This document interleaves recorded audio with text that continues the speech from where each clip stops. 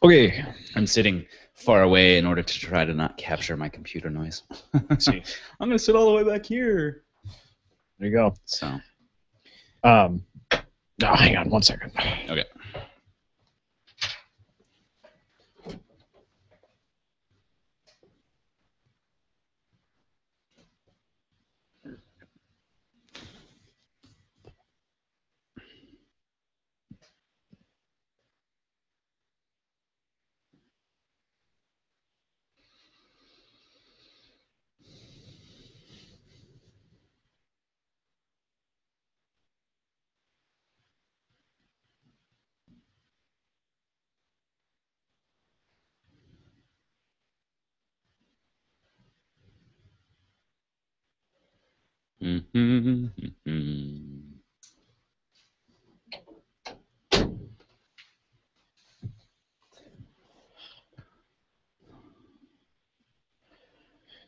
Okay.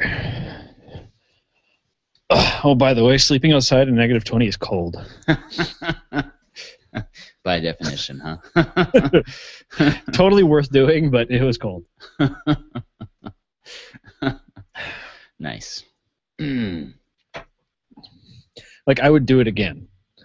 Just knowing now that, like, okay, I know it didn't work. I know it did work. Now I know how to do it better. Right. Like, I actually just slept. Yeah, I woke up every now and again, but it was just because it's uncomfortable to sleep on the ground. But right. I was only remotely freezing. So. All right, but save the rest for the show.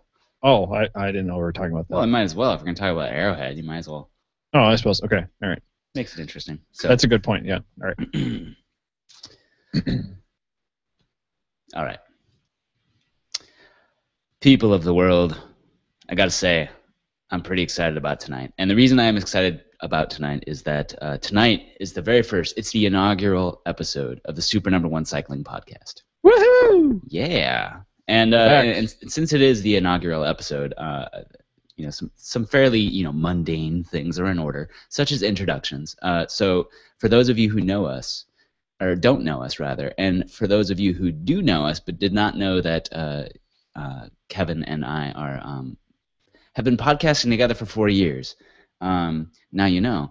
I am Andrew, and that over there is Kevin. Yes, I'm Kevin.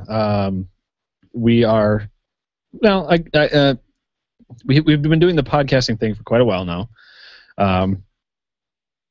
You can tell right now I'm out of practice because it's like words is hard. Words is hard. Yeah. But yeah, welcome to this. This is kind of our brainchild of.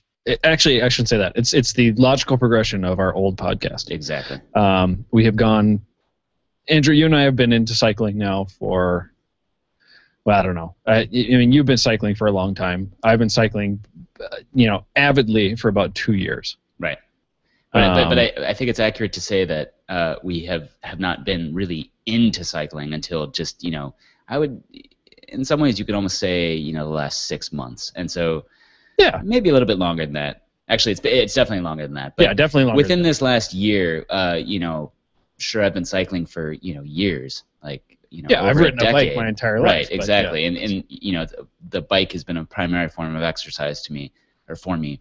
But really, in the last year, has that changed into, become a cyclist. And when that happens, as many of our friends and I'm sure listeners and future listeners will know, it's one of those things that kind of becomes all-encompassing and takes over, and in a very good way, I would say. But so much so that if you do a podcast now, you might as well do a cycling podcast, because that's exactly all you want to talk about. If you listen to our old podcast before it was taken off, what you know that, like, for the last year, all of our conversations ended up talking about cycling. Right. Be like, oh, and by the way, this thing is very much like, a power meter or something. It's like, it's exactly, it just, like, all of our attention has been really focused on cycling because it is something we both avidly love. Right. And maybe not for the same reasons, but well, I mean, some of the same reasons, but I don't know. Andrew, you and I have different philosophies when it comes to the bike and what we hope to get out of it. Now, naturally, everyone who rides a bike gets some joy out of it, and there's a fitness level, that you gain from riding a bike. But if you had to explain your bike philosophy, Andrew, what would you say it is? That's a good question. I mean, I suspect that my number one reason for riding a bike is very similar to yours, in that, you read this when people talk about why they ride their bike, and it's always sort of that Zen state that you kind of get into, and it's just that level of freedom that being out there and pedaling either hard or not hard, you just kind of lose yourself in that moment, and it's very refreshing. It's some might call that escapism, I guess, but I call it just the purest form of just relaxation in some ways. Well, and I would say that there's nothing wrong with escapism. Right. It's to quote Tolkien, escape is often denoted as something negative, but that doesn't mean anything bad. I mean, what if you're escaping from something horrible? Right. That's great. So, I mean, I don't think I think escapism is a good word for what we do, because there is a Zen state or a bike state that you get into when you're riding, and it's just, what are you doing? I'm pedaling my bike. I'm going a distance. I'm experiencing my surroundings. It's a beautiful thing. But what I was really thinking is that you and I both have different styles of biking that Absolutely. we prefer. Exactly. And I will say that while I don't I do share that your motivations as well, but mine are definitely more always motivated on better, faster, stronger. And I know that's what you were going for. Well, yeah, it's exactly what I was going for. Because and the reason for that is just that as Kevin knows, when it comes to editing the podcast, I like to do a good job, and I'm not satisfied until I think it's the best that I could have done at that time. And when I do any other activity, once upon a time, it was Warcraft or World of Warcraft, and those days have long passed. But it was the same sort of thing then. I wanted to do the best that I could possibly do, and whatever it took to become that way. Right. And so when it comes to road biking, for me, I have not yet been tested. But you will be. I will be. Yeah. You now have your license. Exactly, so. And this is the first year I'll be racing. But my motivation to get on the bike often is to go have a bike ride and relax and exercise. But at the same time, it's always to let's see how far I can push myself this time to get to do that hill climb faster. And I'm sure we'll do an episode on things like Strava and all that sort of stuff. But using things like Strava to say, okay, how did I do last time? Can I do better this time? Improvement. That's improvement. Yeah. Yeah. And I, your focus has definitely been on road biking. You're definitely a guy who is going I want to be fast, I want to be efficient, and I have all the data to prove it. Right. And that's totally cool. Now, for me, I just don't have that same desire to do the same. What's the word? Discipline. You have the same desire, but not the same magnitude, I guess. Well, it's yes and no.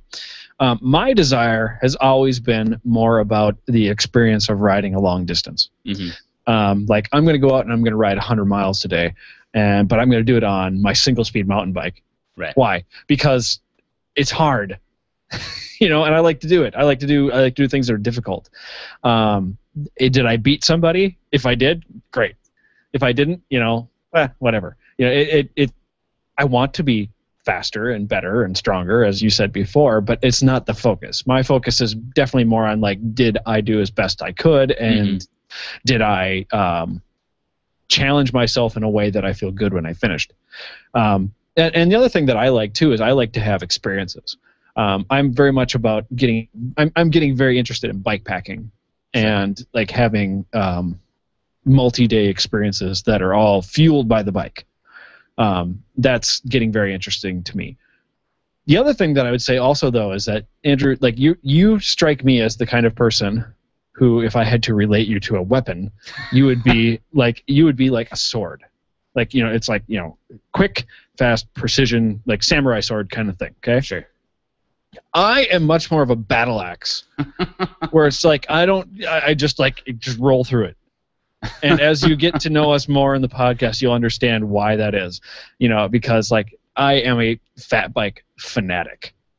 I love fat bikes. My first fat bike will be coming to me tomorrow. And you have I probably won't sleep tonight. I'm not even kidding. Because I literally like will sit here at work and like on my lunch break, and I'll sit back and I will just imagine riding my fat bike, and it's bliss. So, and I know you feel the exact same way when you're just like, oh, the smoothness of a road bike. Oh yeah, and the speed and. Right, when I bought my brand new road bike in November, it was just the act of buying it actually wasn't the necessarily the high point. The high point was the first test ride I did of the slightly larger model of the one that I ended up buying. But that first ride where it feels sung. Right. Yes, exactly. Like you go on it and all of a sudden it's like, oh, the angels come down. Perspective had changed. Like I thought the bike that I was riding was fine. It was comfortable. It was adequate. But I had no idea how much better it could be. So exactly. Like and this might be a good time to actually talk about our current stables, what we have right now. Not necessarily brand, but just the type of bike that we ride, because this will give people an idea of like where we're coming from. I don't know if I like the word stable. I actually almost like harem better, because really, it's really how you feel about your bike, honestly. It's kind of true, yeah. And you put it between your legs, so. Right, so a lot of people call it your stable. I think that's like, it's also that works too, but I like it. Or your quiver, I don't know. Yeah, whatever. But go ahead, Andrew. Like, what do you have right now? Shaped, they fit in the same spot. Right. So I have 3 bikes right now. I've got my oldest bike in my possession is a Gary Fisher mountain bike. It was kind of the first bike that that really got me back into riding a bike since my childhood days of riding like an old Diamondback mountain bike. Right.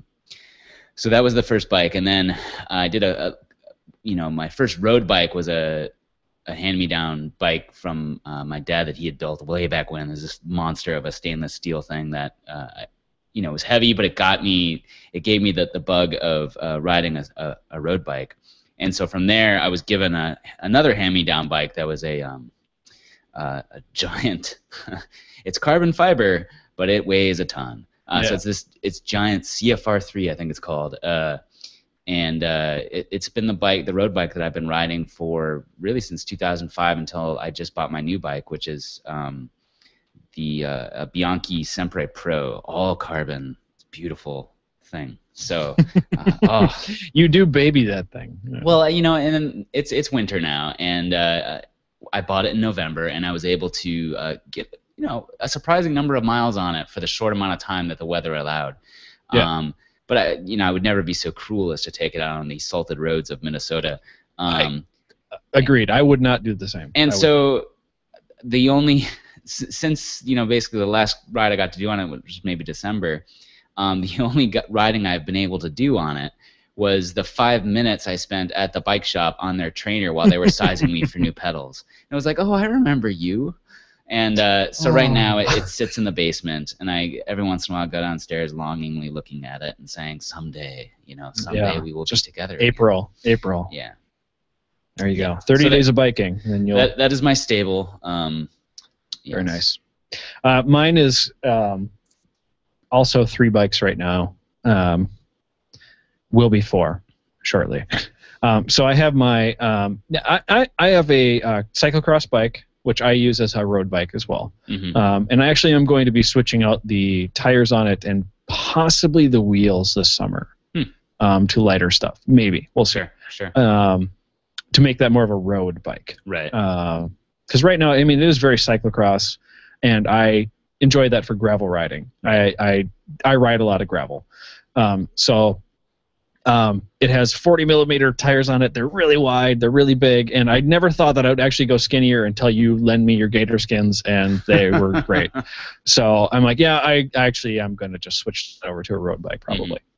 So that'll be my road bike. I have my single speed 29er, which I love.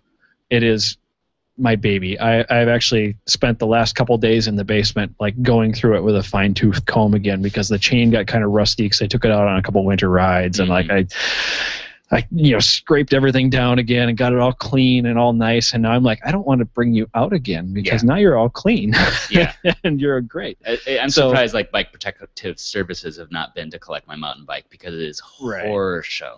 Yeah, see, that's bad.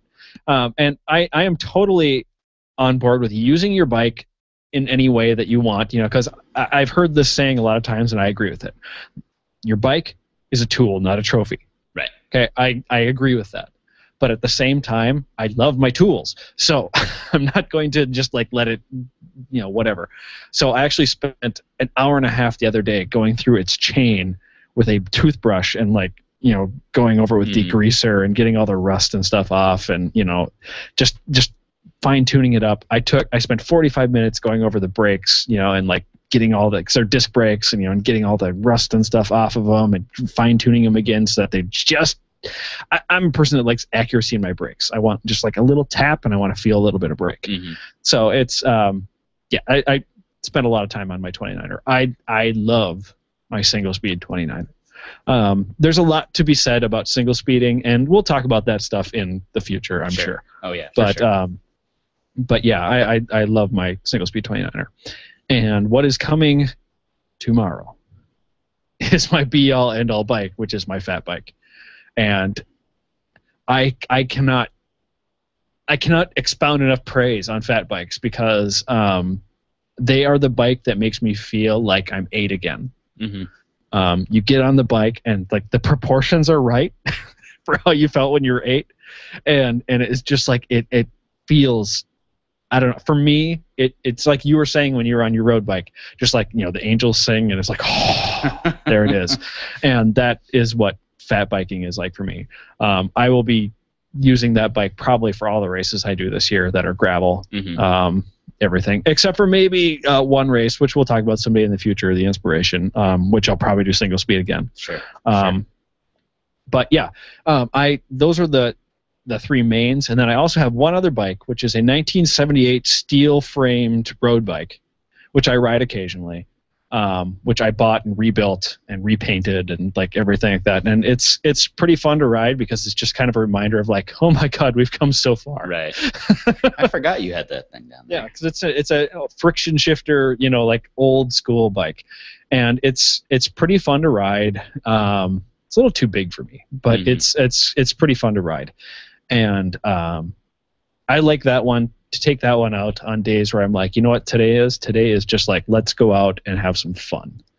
Like, I'm going to try and be relatively fast, but just have fun. Right. Because that bike totally does it. I mean, it's 27.5 wheels.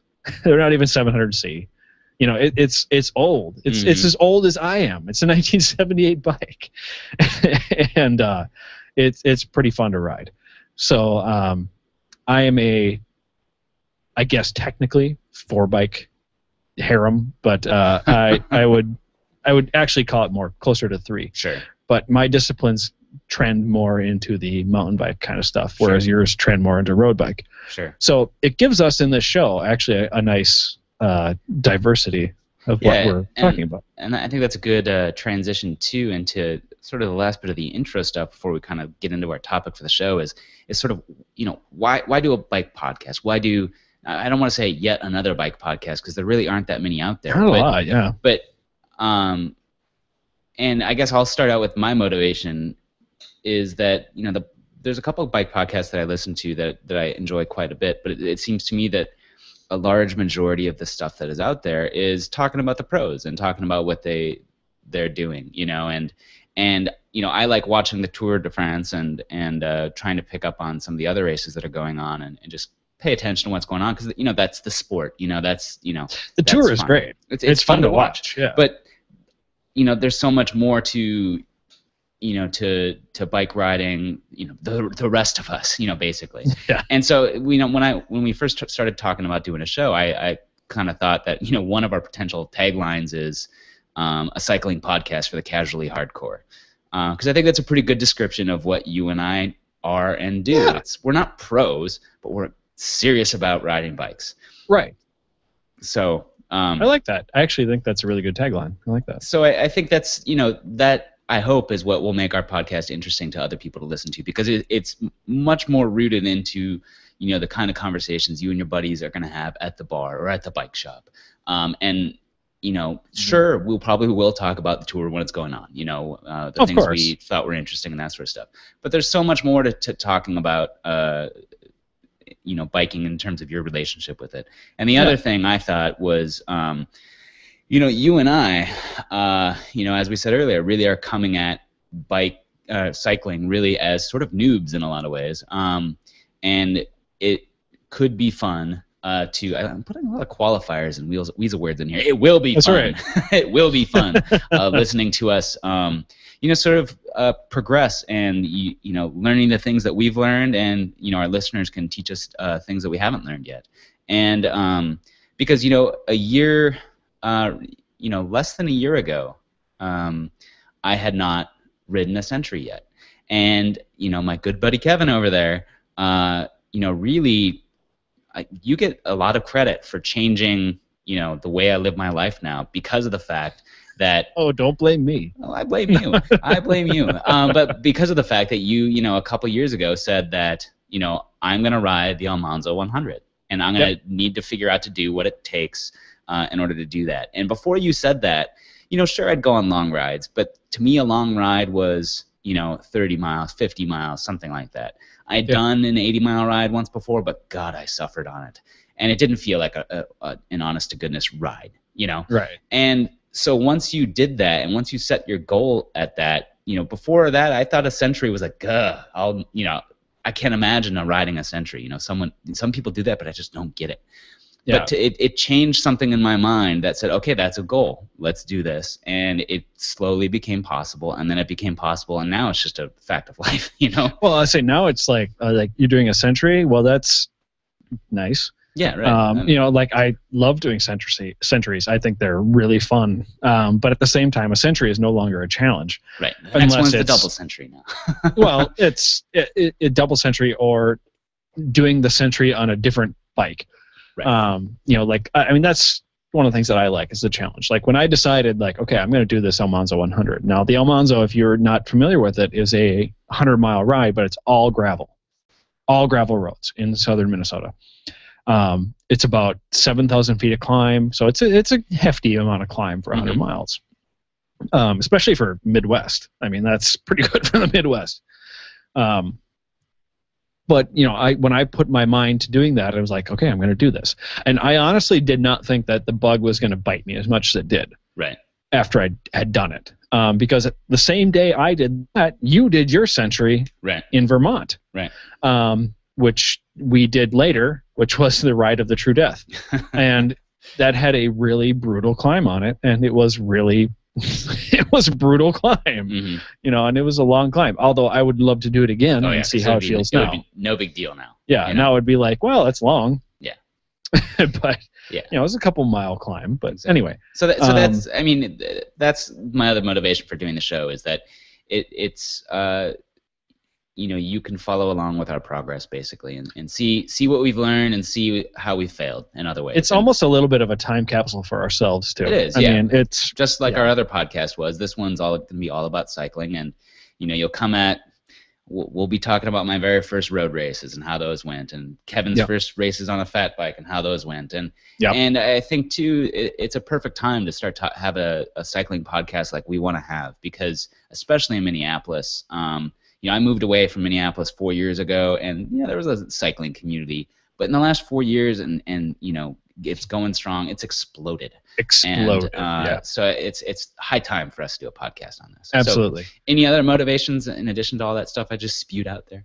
My motivations have largely been for this podcast just to be almost a chronicle of what we're doing, and then also to bring attention to a lot of the smaller facets of bike culture that maybe aren't as noticeable. Like if you follow cycling feeds, the app on your Android or iPhone or whatever it is, like you get pro news, that sort of thing. But then there's a whole subculture of like gravel rides and, you know, weird little crits that happen in areas like, you know, Bandit Cross, you know, like weird little stuff like that. And I love to draw attention to that because that's really where cycling culture lives. It's not so much in what the pros are doing, because what they're doing is awesome and I love to watch it and it inspires me to do more. But at the same time, what's happening in your local scene, and it's happening all over the country and all over the world, those are the things that are really going to get you out riding your bike. Right. And I think those are the things that I really want to draw attention to. You know, gravel rides, Tuesday night rides with your friends, you know, like just anything that gets you on your bike, riding your bike and experiencing that joy that you had when you were a kid and you experienced like the freedom of riding a bike. Mm-hmm.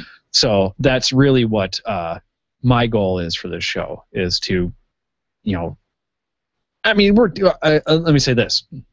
I mean, it's not going to be all like lovey-dovey, like, I mean, there's going to be some serious facts that happen in this show, largely due to you, not due to me. But I mean, there's going to be some like serious data. There's going to be some serious talk about training plans. I mean, I take my training plans pretty seriously too. So, I mean, there is actually going to be real meritorious talk, mm-hmm. which is good. But there's also going to be a lot of stuff that's just about, hey, what's the last time you rode your bike with your friends and just had fun? So I'm hoping that we can strike the balance in between those two and be, as you said it before, casually hardcore about it. Right. Well, very good. So I guess we might as well launch into what we're going to talk about. And you know, it's the season for this kind of talk, and that is winter riding and winter training. And, you know, as I said earlier, you know, being kind of a noob, last winter was really the first winter that I really put any effort at all, which was zero, into riding my bike in the winter. And I thought it was a big deal that, you know, I went and did 30 miles when it was 30 degrees out. Fahrenheit. I was like, whoa, you know, sweet. Hardcore, dude. And so that was my perspective on winter riding until this year. This year, I've done, you know, still not done nearly as much outside riding as I would like, but I've done way more than I ever have before. And I've also done a lot more training this year because it is winter, and, you know, sometimes it sucks to be outside. So right. Well, I think we really kind of, what's the word I would want to use for this? Like, we broke the barrier of like comfortable riding when we did our Thanksgiving Day ride. Mm-hmm. So Andrew and I, what we did the day before Thanksgiving is that we rode from St. Paul, Minnesota, all the way back to Wilmer, Minnesota, roughly, and ended up being 130 miles. And when we left in the morning, it was what, 8 degrees? Or even a little bit less. I think overall cold. The average for the day was like 10, but it ended the day at like 25 or something like that. It was cold. There was a large part of the ride where I did not feel my feet. Yeah. It was very cold. There was a lot of innovation there in how to keep warm on that trip. So. There really was. I remember vividly, like from that ride, I remember a couple things a lot. One, I remember you're basically riding ahead of me going like, so are we going to ride? Because you're going way faster than I am used to riding. And I'm just like, just go, I'll catch up or something. You know, but anyway, I remember stopping at like roughly the halfway point in Hutchinson, and we stopped at a coffee shop to get some lunch and hot chocolate, and I was just shivering uncontrollably. I was and I put on all the clothes in my backpack, and I drank 2 hot chocolates and had a sandwich, and I said, put it in the microwave because it needs to be hot. And but you know, we made the ride, we did it, and it was one of those high moments, like 130 miles. That's awesome. Mm-hmm. You know, the day before Thanksgiving in like nearly 0 degree temperatures. Mm-hmm. So that was pretty fantastic. But that definitely got me into the mindset of also winter riding, of like, you know what, this stuff is totally doable. It's just a mindset, and also being reasonable with your distances. That and with your and your gear. And your gear, yeah. And that's, I think, the it all becomes possible with proper choice of gear. And the thing that I'm still struggling with and still trying to learn, what's really interesting is that, on a road bike, or just biking in general, your gear is pretty obvious. I guess I'm speaking specifically more of like road gear than like say like mountain biking. But like from summer weather to cold fall weather, you're basically going to be wearing the same thing. Maybe you'll start throwing on like arm warmers or maybe a long sleeve shirt, that sort of stuff. When it gets down a little bit colder, like even down to like 30 degrees, I'm wearing something like a bike jersey, bike shorts, and then I'll add like a thermal undershirt and thermal pants or something like that. And when it starts to get about 30 degrees, then I start getting the booty stuff on. And then once you hit that 30-degree line, though, every 5 to 10 degrees, your strategy has to change completely. It's drastic. I have still yet to figure out the sort of the perfect. I mean, my perfect outfit, really, and what's interesting to me is it's the same outfit that I rode when we did that really long ride at average 10 degrees. I think I could take that down even to -5, -10, because so far it has been the best thing I've ever come up with. And what it really is it's just my normal fall riding gear, maybe an extra layer on the legs. But then the top, and this is the crucial part for me, is this. It's a coat made by Marmot, which is one of the major outdoor clothing peoples. But it's their Dry Climb wind shirt, and Dry Climb is just their fancy name for the material they use. But it's just one of the best wind coats I've ever had. It's super thin. It blocks out the wind, and I mean I even used it as my first Minnesota winter coat when I moved back here for grad school, which was crazy, mind you. But it's been the perfect balance of it completely blocks out the wind and it's breathable, so you're not dying when you're in it, unless it's warmer and you're working your butt off. Because the thing I've learned is that the only time Gore-Tex is appropriate is if you're not moving. Because you think if you're sitting in a tree stand, it's great. If you're sitting in a tree stand, if you're laying down in the snow freezing, or if it's raining and you're not going to do a ton of movement, that's what you want, because it's an impenetrable barrier. Breathable, yes, but it's really an impenetrable barrier. And when it comes to biking, I've yet to find a situation where that's pleasant. No. And so even on the days like there was one day I rode to work and it was -22 degrees. I was like, okay, now is the time that the Gore-Tex is going to shine. Nope, I was going to die of heat. And so when it comes down to the super uber cold kind of stuff, I still have yet to find the perfect mix of clothing. But the answer to it goes more closely to like my Marmot wind shirt kind of thing. It needs to be soft shell, it needs to be breathable, and it needs to block the wind. That it's actually the wind, I think, that is the worst. Like on our day before Thanksgiving ride, I honestly think that if I could have blocked the wind 100%, I could have gotten away exactly with what I wore and had no problems. Right. Because my only problems that I had were basically wind chill values that were making it uncomfortable, except for my feet. Now, I think that feet's a whole nother game.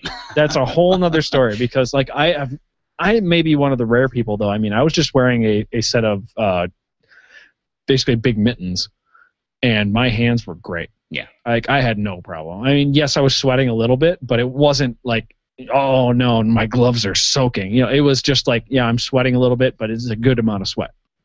Where I'm just keeping the gloves warm, and that was it. Now feet, on the other hand, and I actually think this is the number one thing about winter cycling that needs to be addressed, is feet. Because I have yet to encounter a bicyclist who does not complain about cold feet in the winter, to some degree. Now, obviously, some people are gifted with amazing circulation and they don't have to worry about it as much. But like on the ride that we did, my feet were falling off basically, and I had the chemical heating things underneath my toes, and toe cap covers over my shoes, and like I was trying to do the best I could. I wool socks, like the whole thing. Right. And no good. Like it seriously. until we had the wind at our back, I was literally like, my feet are done. I'm going to have frostbite. Like it's going to be bad.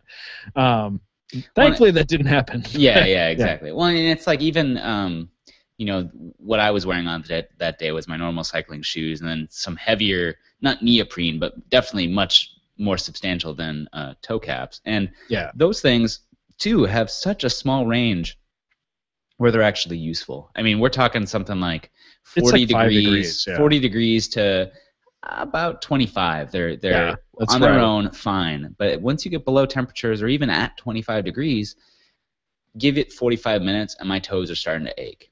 And so the innovation that we had on that day we did that long ride was that, the things that they sell you as toe warmers are garbage. They do not. I mean, they might work if you're sitting still with slippers on, but in a cycling scenario, not a chance. No. And so the wind just blows all that heat right away. And they're just so small, they don't actually put off a ton. So our trick was to use the hand warmers, which are actually a bit more substantial, a little bit bigger, and stick those on your either your toe caps or your shoe covers, and that worked.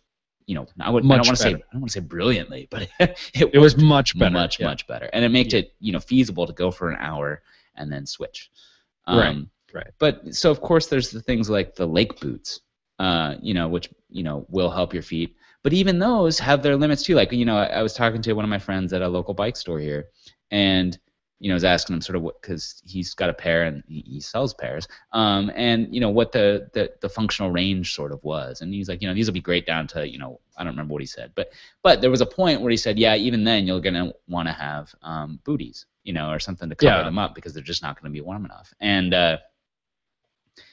well, like 45 North has two different varieties right now. They have their Wolfhammer and they have their Quick something or other. Can't remember. Quick Hammer? I don't remember what it is. Yeah. But and the Quick one is rated to like maybe 25, and then the Wolf Hammer is like much lower. That one's like maybe 0. But beyond that, it's like you need covers over that because really it's a cycling shoe. It's not meant to go into Arctic temperatures, and sadly we live in Minnesota. Well, not sadly. We live in Minnesota. It gets beyond that often. Part of the problem too, I think, stems from the fact of just the activity alone. Is that your toes are. It's not like you're walking or running where your toes are constantly getting just kind of pounded, which will make your feet warmer. And so it's they're kind of just not moving. Your legs are moving, your feet, your ankles maybe are moving a little bit, but your toes aren't doing a whole lot. And so that's part of the problem. It is. But you bring up a good point with these are cycling shoes. They're not meant for Arctic winters.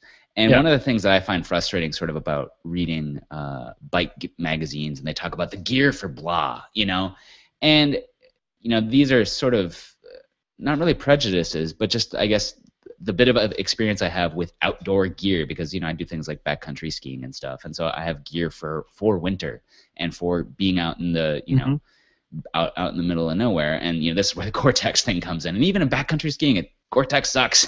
You want it for when you're at the top of the mountain and sitting there.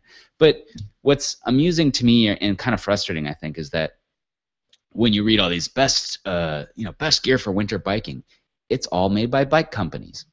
And in a lot of cases, like for example, the Lake boots, it's not just the bike company making the shoe. They've got Vibram soles, and so it's all the same companies sort of making the same gear. Right. But when I read these things, I go, there's a lot of companies that make winter gear. Maybe I should start looking outside of people who make stuff for bikes, because people have been making this stuff for a long time. And there's a lot of experience from other people who do these activities not on a bike, but in the same environments that can maybe provide a little bit of wisdom here.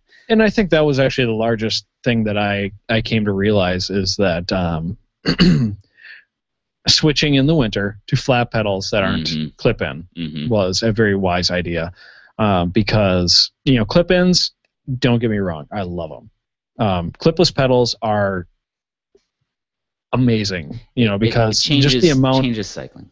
It really does. So they're fantastic. But in the winter, flat pedals are pretty great, because then you can switch to footwear that accommodates the temperature that you're going to be riding in, and also accommodates your style. Right. Like if you have a very mashing kind of cycling style, you don't need to be worried too much about like a very sticky sole on the bottom of that. Whereas I like to use the bottom of my pedal stroke to like pull back quite a bit, and so I need to have a sticky kind of sole. So I look for a shoe or a boot that has something like that, but still has like 200 plus grams thinsulate in it. You know, that's pretty great to have. So I think switching to flat pedals was a great idea. Now, granted, it sucks. I mean, flat pedals are not efficient for long distance rides. They're just not. Yeah. Will I do long rides with them? Yes. Do I choose to do them that way? No. Because it's a totally different animal. As anyone who rides bikes knows, and I'm sure we'll do a talk about these in the future about clipless pedals and versus flats and other pedal types and whatever. But yeah, I mean, but in the winter, if you can wear a nice pair of boots that keep your toes warm, that's gold. Yeah. That's gold.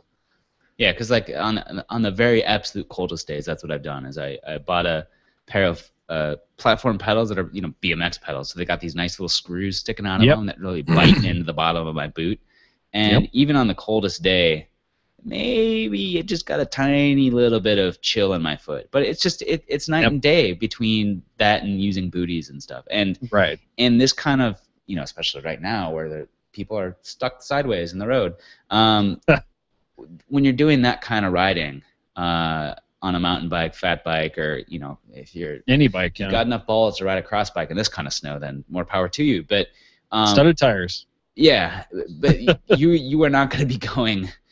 You're going to spend half of your time with your foot off your pedals because you're going sideways in a lot of conditions that I've been riding in this winter. And so not even having a second thought of being able to take your foot off is kind of a nice liberating thing.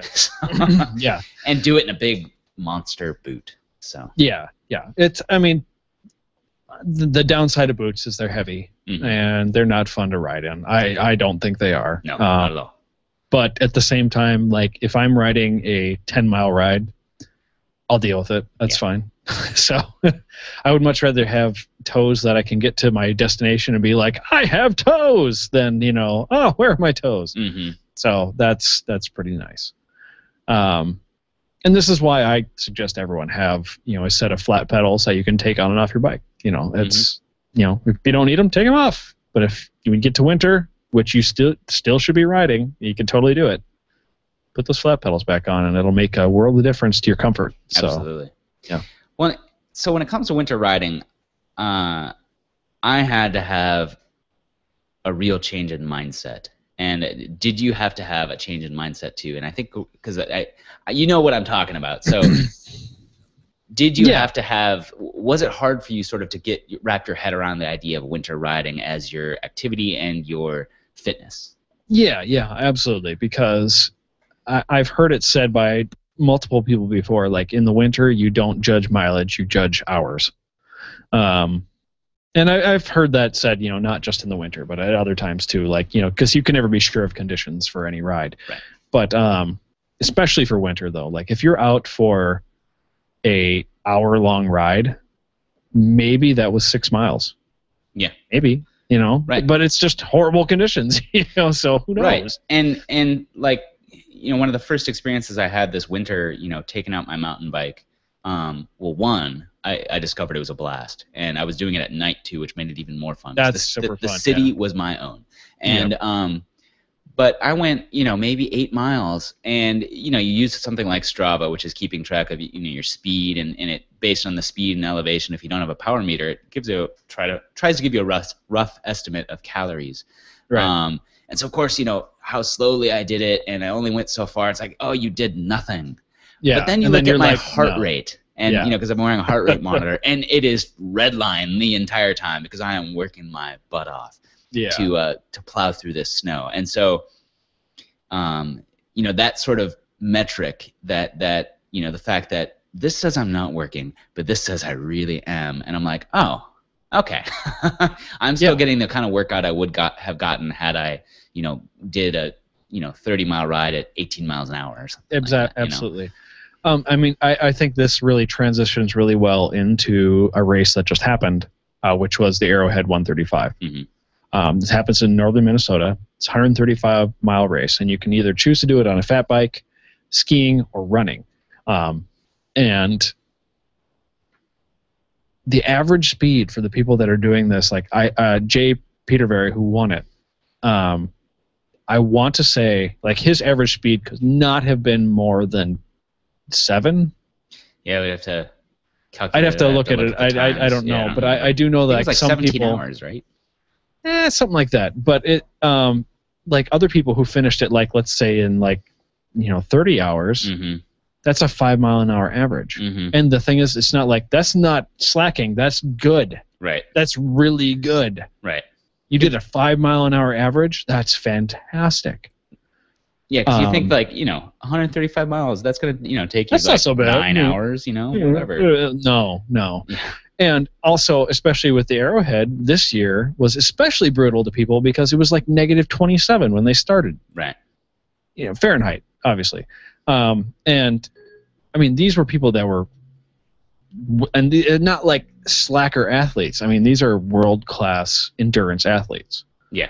And they're coming through this race, and people are just brutalized by the first checkpoint. And there's 3 checkpoints, and people are just dropping off. And a lot of those people who drop at like the first and second checkpoints and things like that, they're doing it for good reasons. Like, if I keep going, I'm going to die. Yeah. Because I'm all my gear is soaked. I'm going to get hypothermia. I can't go on. But then you get the people that do go on, and that's like the amazing part about that race, is people who do it and finish it, and then like I'm shocked by them every time. And plodding along, like if it took him, if he did 17 hours, that's almost just under 8 miles an hour. And that is a long time to plod along on a fat bike and no brakes. Yeah, no brakes, and that's if you're not like some of the people who do this race. I mean, the Arrowhead race lasts for 3 days. It starts on a Monday, it ends on a Wednesday night, and you have all that time to finish. If you go beyond that time, then you're out. But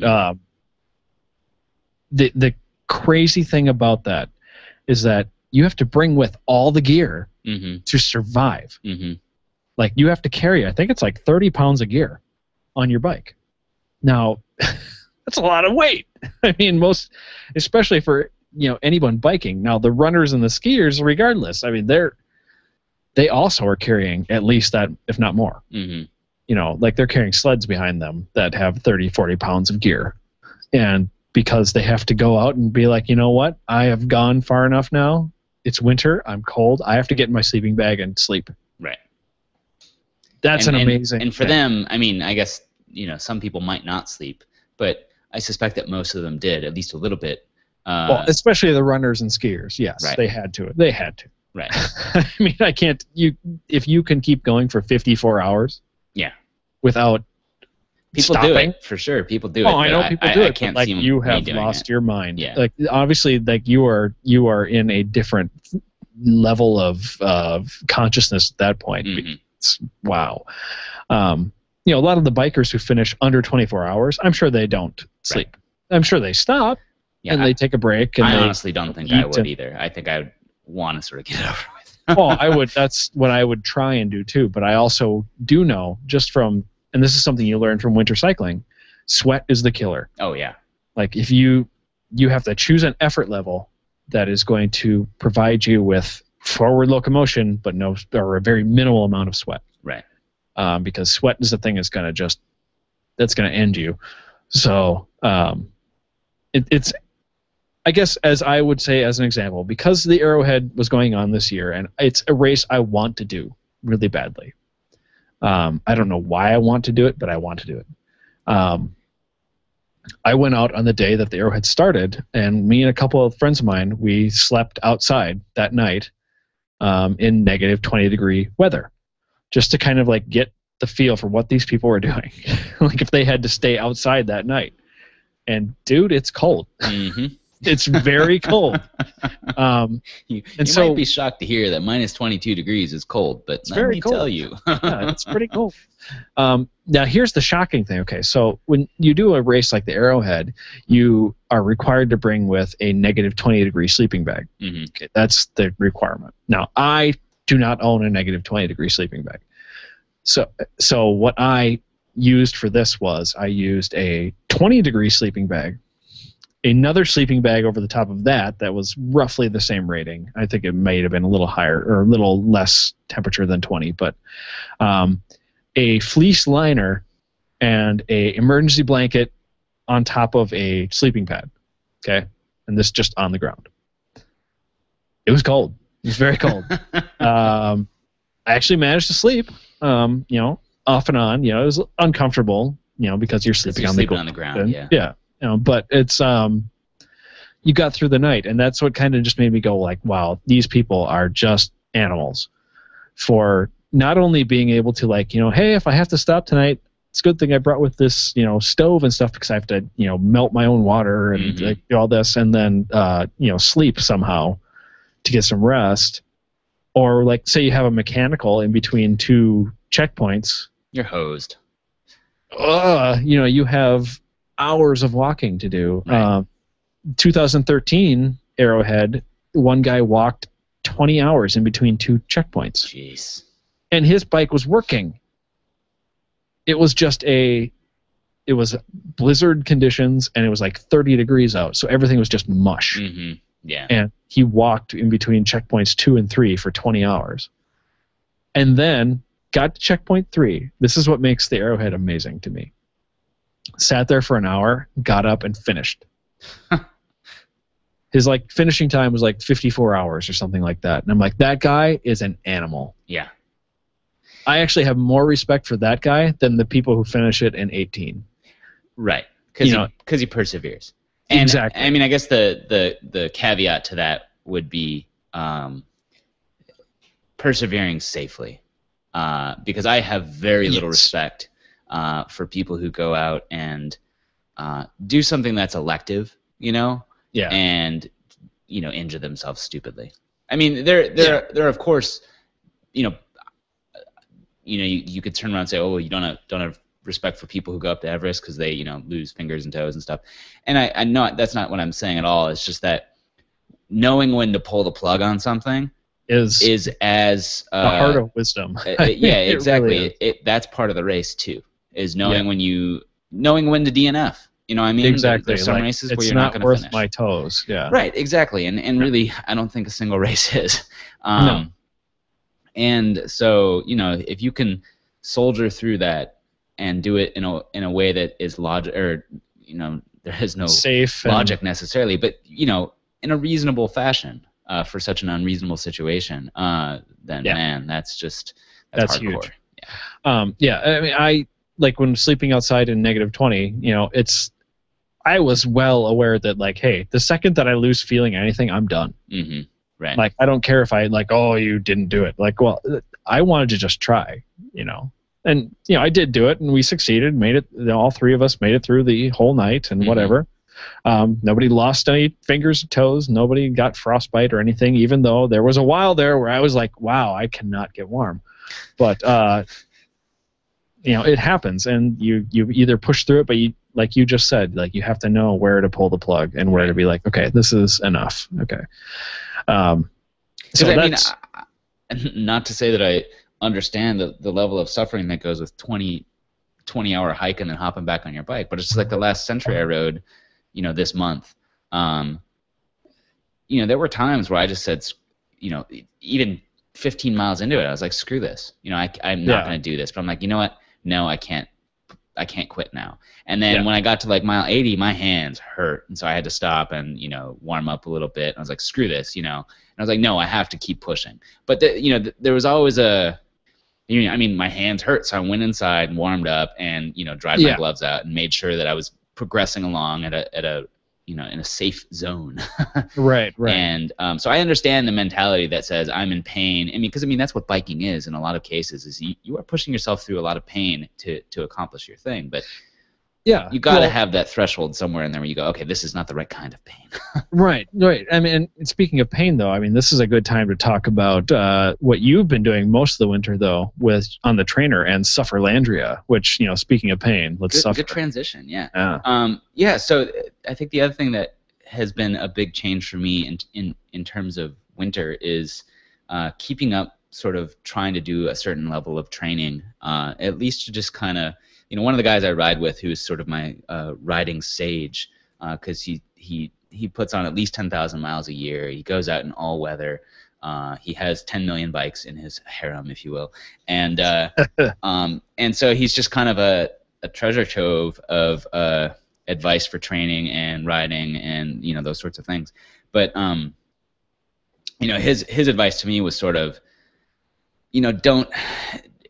Winter riding and training is not about like building strength and all that stuff. It's about sort of just maintaining, and especially like trainer rides. It's like, don't worry about going out there to get better and faster and stronger. You just need to like just kind of keep your fitness up. And of course, you can get all into the training talk about like your build phase or your base phase and your build phase and all that sort of stuff. And that's basically what he's saying, but it's just a simpler, just like you just need to just get out there and ride and get some exercise and don't worry too much about it. And so that's sort of what I'm doing this year, but I'm trying to do it a little more, build base, that kind of stuff. But I bought a trainer over a year ago, and it was this great innovation because now I can ride my bike inside, put on some Netflix, get exercise on bad weather days, on days when I don't have time to ride to work, through the winter. This is great. I'll maintain fitness, which I didn't have very much fitness back then at the time. I mean, I had more than many, but not like the fitness I have now. And, looking back on that, I got nothing out of that because you just sit there. It's boring as hell. The Netflix help, but not much. And what you're doing is you're spinning along at, whatever cadence is comfortable. Whatever is comfortable. Whatever force is comfortable. And you really don't get anything out of it. And so the two revelations I had, it's really sort of they're one wrapped together, is you need to have something that, is actually kind of going to push you on the trainer. And, you can go to hire a coach. You can go to there's lots of gyms out there. But for me, I already own the trainer, and there's this program called Trainer Road, which is just $10 a month, cheaper than World of Warcraft, and way more fun.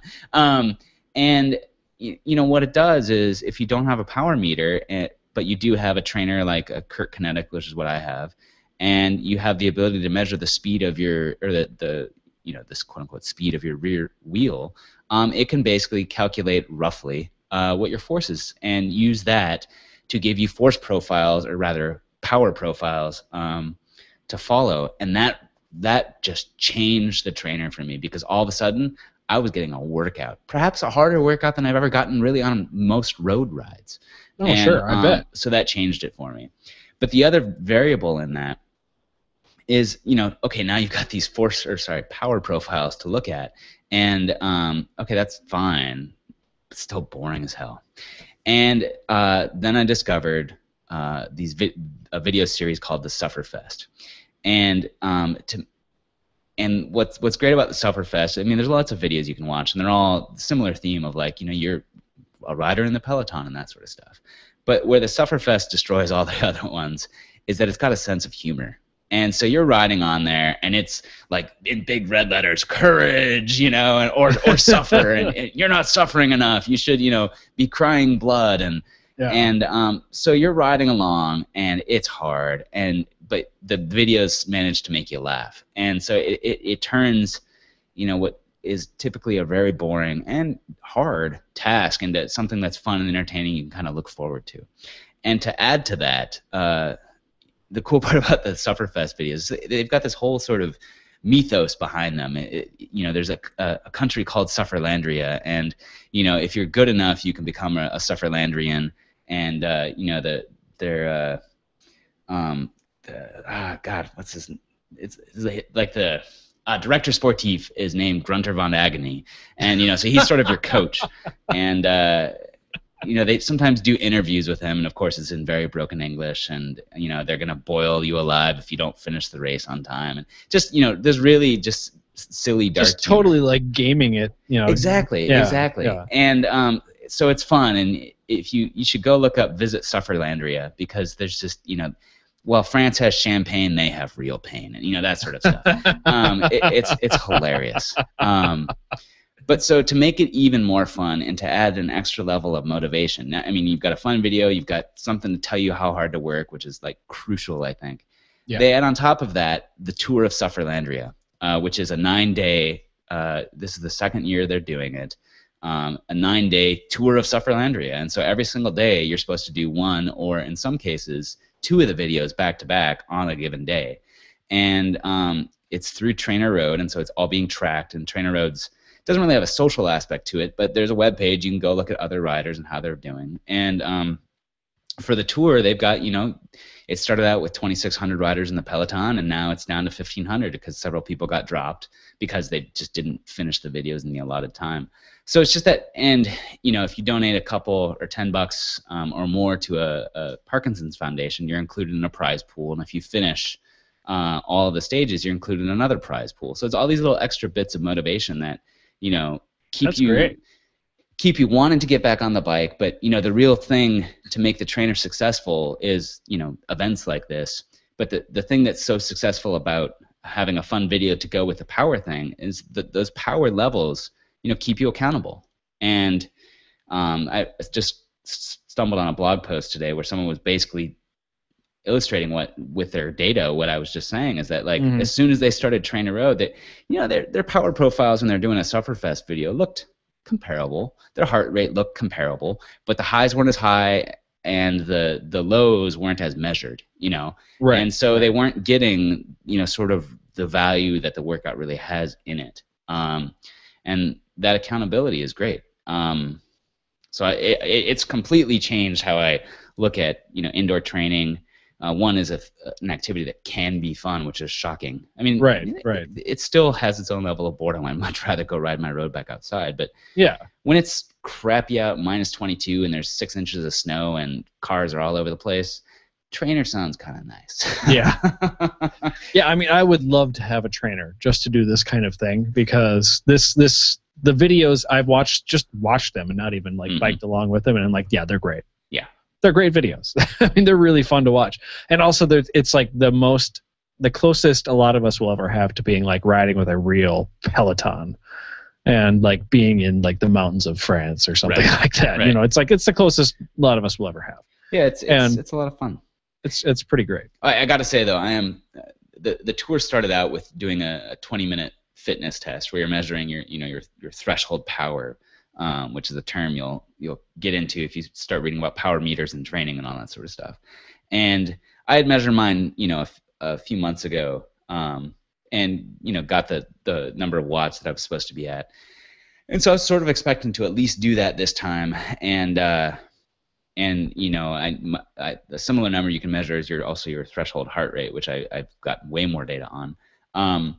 And so when I went out and did the fitness test, I just destroyed myself on it. And I was watching, because it had the curve where I should be given if my threshold was the same, and I just went above it, and it was just down, down, down, down, down. And then I managed towards the end, once I knew that the end was in sight, was able to kick out some more power. But I actually ended up recording worse numbers than I had the last time, which in this case was really a saving grace, because all of the videos have been so far manageable. I'm starting to get some weird knee issues, and so there's been a couple nights where I just can't even actually produce force, and this goes back to when's the time to pull the plug. Right. And that time is not yet, because it's not that big a deal, but so I'm very thankful for the missed numbers, because it's made the videos doable, yeah. And what's funny, and the last thing I'll say about trainers, I guess, is that if you're gonna get a trainer, there's good ones and there's bad ones, and then there's medium ones. And I will say that the one I have is the Kurt Kinetic road trainer or whatever. There's one that rocks side to side. This is just their sort of their standard one that you'll see everywhere.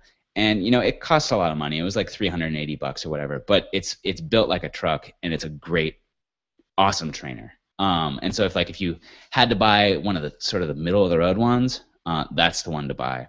The thing I don't like about it is that it's resistance. Well, they're all resistance based, but it's resistance based on your wheel rubbing against a flywheel. Yeah. And I think what happened when I did my most recent, so when it comes to measuring power, or approximating your power based on this trainer thing, I think there's a blog called DCRainmaker.com where he's a dirty triathlete, but he reviews gear and it really, really does great reviews, and very scientific process for reviewing gear and things like power meters. But he made the point that and it's spot on, that the approximate power for the Kurt Kinetic trainer is precise but not accurate. And so if you spend the time to basically do like a spin down calibration or something like that every single time, and your tire pressure is perfect, your tires haven't changed much, I bet you temperature plays a role, blah, blah, blah, blah, you'll get the same numbers every single time. Yeah. And even when I don't spend a whole lot of time, calibrating it, because I don't, like the first few days I did, the efforts feel the same every single time. So it's good. Right. But if you crank down on the tension spring to keep the flywheel against your wheel too hard, all of a sudden you're in a gear that should be like 20 miles an hour at a reasonable amount of effort. You are cranking for all your life. And I think that's maybe what happened to me on last Friday, is that because my heart rate was time trial heart rate, like full tilt, I can hold this for half an hour, but I'm going to hurt. Yeah. And my force was way lower, or perceived measured power was way lower, even though I was cranking as hard as I could. And I think it might have had to do with that extra spring tension. Because now when I'm riding at supposed to be maximal threshold, even if it's for 10 minutes or 5 minutes or whatever, where my heart rate has enough time to catch up, I don't even get close to what my threshold heart rate would be. Right. So that's been one of the frustrating things. And so while it's a great trainer, if you're someone like me and likes the numbers to actually be real numbers where they're a readout of reality, I would say you got to look at the top of the end ones. And so someday, my dream trainer, and I'm hoping that, because my wife would like to have a trainer too, so she can have her bike on one and my bike on another, is the Wahoo Fitness one, where the nice part about that one is you take off your rear wheel, you put it on the skewer that actually is part of the trainer, and it's got its own cassette in the back. There's no bizarre friction crap. It's calculating the force for you. Right. So save your pennies for that one, because that frustrates me. Well, that's the problem with any kind of trainer, though, is that where you put in the human the thing of cranking down tension manually or anything like that. It's that's going to be different every time, and I'm in a kind of a particular situation right now where I'm not living in my own home. I'm living with my in-laws. So it's not like I can just leave my trainer set up in the garage or in the basement or whatever. I need to take it down every single time, which is a huge pain in the butt. And when it's cold outside and I'm riding out in the garage, the last thing I want to do is do a spin down test. Let's do it's 1 degree. I would like to get going. Yeah, exactly. So to be able to just drop it on the damn thing and have it calculate the power for me would be nice. The other option, of course, is to and which I'm considering someday when I buy a second trainer, is just grow a pair and get some rollers and not worry about falling over, because then I won't feel bad about riding my fancy road bike, because there's a little bit of grumbling about whether it's safe to use a carbon bike on a fixed axle trainer like I have now, and I think the data is pretty inconsequential there, but it's then you have rollers, but then you have to buy a power meter, blah blah blah. So it gets expensive, like all things in biking. It really does, exactly. So one negative thing about biking is that all of a sudden ends up being, hey, I guess I need this and this and this and this and this, because, well, obviously I do. So because That's part of the fun. It really toys are fun. Period. So they are. But I will have to say that with the addition of my fat bike that is coming tomorrow, my harem is probably maxed out for a good long time, unless something breaks. One of your what are they called in a harem? Wenches? I don't know. Maybe. Concubines? Concubines, yes. One of your concubines must die. Yeah, apparently. I actually don't want that to happen, though, because I love all my concubines. So I'd like them just to stay where they are. But anyway. So, Andrew, we're probably at the end of the show. I think we are, unless you have anything to add about like training in the winter. I really don't, because my training in the winter has been pretty much go outside and ride as much as you can. So which is pretty much the best way to train. Until I get a trainer, which I really want. Next winter I'll have a trainer for sure. Yeah. Well, and then maybe then we'll have to go for Sufferlandria Knighthood. I think that is the goal. Yeah, I think I could do that. Which is 10 hours of Sufferfest videos back to back, basically. I could totally do it. Yeah. It would suck. It's going to suck. It would not be fun, but could totally do it. I think you can almost mark us down as planning on doing that next winter, and mark us down, because then you can shame us into doing it. Yep. And, we'll have to like live stream it, or maybe try to raise money or something like that. I don't know. That'd be good. Yeah, because that's usually what we can live stream like, hey, why can't see anything? Because there's sweat on the lens. Yeah. That's why. But yeah, sweat and tears. Yeah, a lot of tears. Lots of tears. Yep. Well, thank you for joining us for our very first episode of the Super Number One Cycling Podcast. If you'd like to get a hold of us, we have two really good ways. One is the old-fashioned way, which would be email. You can get a hold of us at supernumber1cast@gmail.com. Send us your thoughts on this episode, and also things you'd like to hear us talk about, or things, ideas you might have about like winter riding clothing and things you've figured out, tips and that sort of stuff. And we would love that feedback, and we would love to hear your thoughts and suggestions for things for us to talk about. So. Yeah, absolutely. The other way to get a hold of us is on Twitter. We're on there, and you can get a hold of us there at supernumber1, and that'd be great. Send us all of your suggestions and your comments. We're glad to hear them, and we will respond appropriately. So next time that we get together, Andrew, do you have any idea what we're talking about? I know something I'm talking about. I think we're talking about someone's new bike, probably. Yeah, we're talking about fat bikes next time, totally. Yep. Especially the bike that I'm getting, which is the framed fat bike, and we'll talk about that one in detail. Excellent. Absolutely. Excellent. And do you have anything you think about next time? Yeah. Well, in addition to the show Twitter feed, mainly what we use that for is just announcing when we're going to do the live show, which is something we did in our last podcast and will continue to do. And what that means is that we usually try to record. This show we'll probably try to do, at least twice a month. But we usually do the live stream on YouTube, and so pay attention to that Twitter feed, or you can find us on Facebook too. And we usually post when we're going to record, and the link you can follow to our YouTube, which is also YouTube/SuperNumber1Cast. Absolutely. But we don't do a lot of tweeting aside from that. So if you want to actually follow our tweets, I'm the Nth Andrew. That's THENTHANDREW, and Kevin is the 4tree. So that's like the and the number 4 and the not the number leaves. 4, like spell out 4. But yeah. Right. Yes, spell out 4. Yes. And then the thing with leaves. Yes. So you can find us there, and follow if you choose. Yes. Well, people, thank you for joining us. It's been fun, and I got to say, I am feeling a little stiff after this podcasting, after no warming up, but it feels pretty good to get back in the game. It kind of does, yeah. Actually, I'm a big fan. I'm a big fan. Me too. It was enlightening. Indeed. Yeah. Yeah. And I didn't even once say.